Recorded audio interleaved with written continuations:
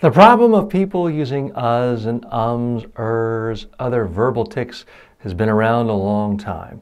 And there have been a lot of solutions and a lot of well-meaning people and organizations. Stop that! Have you ever seen someone do this? I have, and it makes it even more nerve-wracking.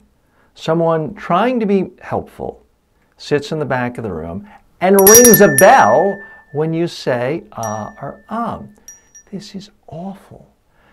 Now, I love the folks at Toastmasters. It's a great organization. I recommend my clients go to Toastmasters, but there's one thing I really don't like and don't think is effective with Toastmasters, is that in many chapters, they either ring a bell or they'll take a knife and hit a glass and a ringing sound, and they'll count every single little To me, this is counterproductive. It gets someone focusing on the ums, not delivering actual information. When you're speaking, you want to focus on your ideas coming alive, being interesting and engaging to the people or the person you're speaking to.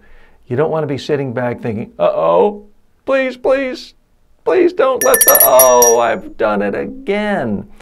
So I beg you, don't count your uhs and ums while you're speaking. If you want to record it and do it after, that's fine.